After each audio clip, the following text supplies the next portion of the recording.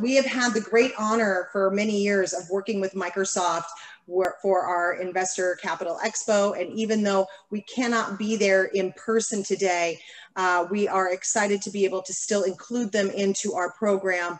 And so I want to give great thanks to Dina Apostolou, the Global Director of Product Marketing at Microsoft. Thank you so much for being here. Dina is going to talk with us a little bit today about how our world has changed and how technology is really leading the way and taking us forward. So Dina, I'm going to turn it over to you. I'm standing by if we have any technology challenges, but hopefully we'll be okay. Thank you so much for inviting me here. I think, this obviously is, a time that we're all kind of dealing with and trying to find our way and how to provide value to our customers, to our partners, to our customers. And so as we recognize that we're living through this extraordinary moment in time, I think at Microsoft, we're just pleased to play a small part in helping make this possible. And it is our mission to enable every person and every planet on every organization on the planet to achieve more. And we do this by building tools that help our customers and partners to keep their businesses moving forward. And we've seen some remarkable innovations through this pandemic. And we're seeing that this technology that's being employed right now is not just for the current moment, but for the future as well. And the reality is that we're all living in this remote everything. And it has changed, the way that we are doing business, the way that we live our lives. And we've seen this through different means. When we think about customer service centers, and they're starting to see a 2x increase of difficult calls that come in, the time that sellers and other professionals are no longer able to spend time in person with their customers has obviously been impacted. And this came suddenly on. And so there's so many unknowns about this. And only 2% of organizations believe that their business can continue as normal after we find a cure for COVID. And as consumers, many of us have shifted to buy online and pick up in the curb model. And now curbside pickup is now a public health necessity. And so what we are seeing is that there are, in the immediate near term, remote scenarios that we hear from customers that they're urgently needing help to address. So from standing up contactless shopping to establishing distributed customer service teams, companies are working fast and evolving with agility, connecting with customers across existing and new channels and touch points. And so we have this frame that we think about in terms of how we can support our customers through this time in use of technology. And we talk about it in terms of the immediate crisis and response period, which has been interesting because I think we've seen us kind of dabble between both the immediate crisis as well as restarting the economy when this pandemic is controlled. And then reshaping the motion and aiding and rebuilding the economic impact. And so I think different geographic boundaries are kind of toggling between each one of these phases. But in the immediate, what we're seeing is that, there's value that needs to be provided to help organizations to stay connected with their customers and employees.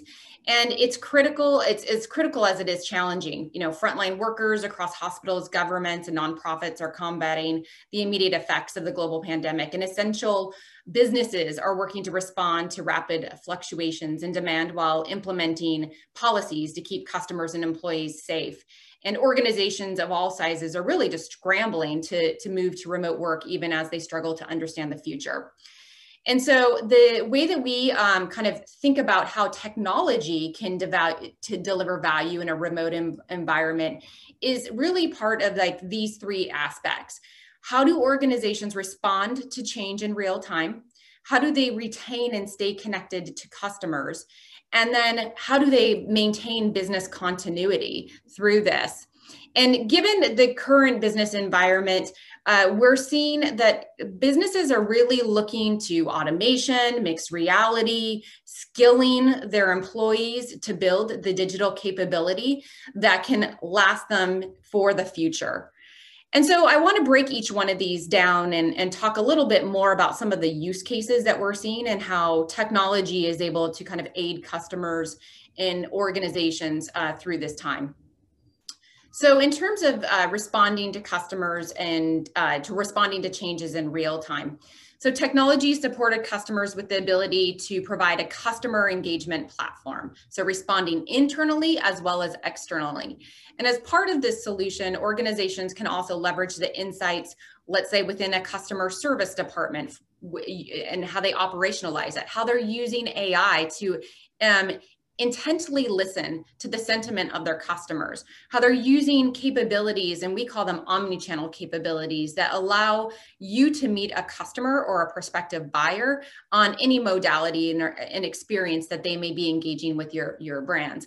And it's what is really tricky about this is to provide consistent levels of support that are also personalized.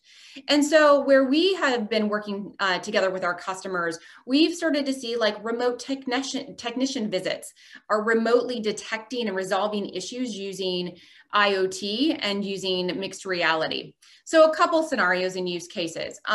Customer service organizations have been overwhelmed and influx. And I shared that stat with you just in terms of the 2x the difficulty of calls that are coming in. And so we're seeing companies bring in service technology and chatbots to triage and to handle frequently asked questions, which allows the live agents to focus their time on most pressing cases. We've seen businesses like literally stand up a distributed call center in a matter of days. And I would say in a traditional CRM in a SaaS world, it may take months, to get an organization or a department up and running. We also are seeing that there's a need to maintain operations while prioritizing employee health. And so manufacturing uptime and employee health are key concerns for employers during COVID. And so we've seen field service technology in organizations remotely monitor and diagnose and maintain the customer assets. And this is also allowing those that really only need to be in a manufacturing plant, let's say, to be in that manufacturing plant, while maybe some that are, in quarantine and sitting aside, at home or, being safe, it allows the manufacturing plants to continue to run, but then using technology and the experts that are behind the technology to help troubleshoot. So that's in kind of the first area of responding to changes in real time. As we think about retaining and staying connected to customers and employees, companies are now lacking the ability for that direct engagement. I think we're all feeling it, not being able to be in person. And so for many organizations that relied only on face-to-face interactions, sellers, frontline workers, the inability for travel for business. And so this is where sellers and agents may have difficulty visualizing products and services without the in-person meetings, and not to understand how the customers want to engage or when they want to engage. And so that is really kind of troublesome. So we're seeing organizations as well shift to contactless selling. So during a time of social isolation comes a need for consumer-facing businesses to adapt and to deliver new sales and purchasing options for customers. I mean, I've spent some time actually with St. Michel Wine Estates, and where they had traditionally really relied on that in-person experience in their tasting rooms, have shifted to an e-commerce model in a matter of weeks to be able to continue their revenue streams, and then also start to think about how do I build, a virtual community around a brand and an experience. And now they're kind of shifting more to kind of that hybrid model.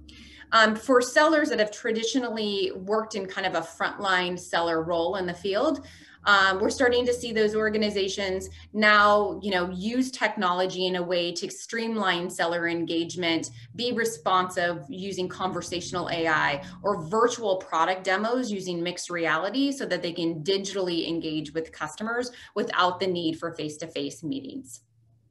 And then the third area around maintaining business continuity. As we think about this, many companies will feel unsure and lost when they consider the new ways of working and keeping their businesses moving forward. I think anyone that works within kind of the SMB sector, and I come from a family of restaurants, we've been feeling this, the uncertainty of being able to keep revenue moving forward, keep the lights on, and it's been difficult to adjust. And so as part of this, it's about understanding customers and the relationship health in order to quickly make decisions. It's about how do you shift to virtual where it's possible to avoid serious disruption to business operations. And then how do you struggle to adapt? And so those are some of the challenges that we're hearing from our customers kind of on the enterprise and the mid-market size. But the one thing remains that's pretty prominent across this, and it's the quality and the access to data. And that's what's really been critical to ensure that organizations are prepared to continuing to conduct business during the time of crisis. And so we've seen organizations that are driving meaningful actions when they have a deeper understanding of their customers, when they start to understand the needs and the trends to rapidly adjust to new business models, like I just explained with shifting to e-commerce solutions, or when they're able to monitor and assess the changing business environment 24/7 to drive urgent actions forward, such as insights around inventory visibility. Some use cases that we're seeing across some different vectors would be around like solidifying donor support and during global crisis. So nonprofit organizations, Team Rubicon, UNICEF, we're working with some of those organizations around accelerating fundraising efforts, but also about how to deploy volunteers based on a need and a project during this crisis. And that's about either identifying your target, whether it be, the right donors that can financially support a cause or support COVID relief measures, or whether it's about teaming up and helping to find the right volunteers in a specific area that can be deployed for a project. Supply chain. This has also been a real challenge for organizations in terms of rapidly adapting to the customer demand. And so we're seeing organizations now optimize planning and delivery so that they can have near-time inventory visibility to provide fast and reliable order fulfillment, to eliminate stockouts and overstock of products, especially when there's highly variable demand due to COVID. There's a few other customers that I thought might bring this to life, and brands that you're likely aware of here. And I thought I would just kind of elaborate a little bit more about, some of the impact that they're seeing and some of the ways that they're employing technology within their organizations. So the first on the left is Coca-Cola. And what's interesting is when you see a brand like this, you're thinking, okay, consumer, packaged goods organization. Actually, the interesting thing about Coca-Cola is how they've deployed technology and using a virtual agent and knowledge base to help their employees find benefit information during this pandemic. So they literally brought in a virtual agent to help mitigate the incoming inquiries to their HR team. And by doing that, they can give employees an integrated experience across their entirety of organization. They can learn about the repeated nature of questions that are coming in around benefits, and they can do, more proactive communications of where employees are looking for more information. And then they're able to drive better decision making as an organization for their employees.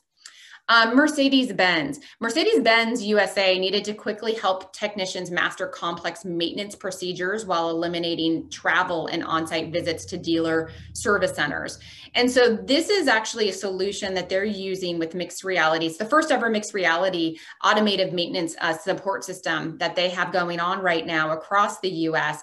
And so when an on-site technician needs guidance from experts, such as making decisions about a body repair or a complex diagnostic plan, he or she is using a HoloLens 2 device that is running Dynamics 365 Remote Assist. And the on-site technician is connecting to a remote Mercedes-Benz specialist who joins the mixed reality call on Microsoft Teams and sees what the technician sees thanks to the headset and camera and the megapixel stills and the video.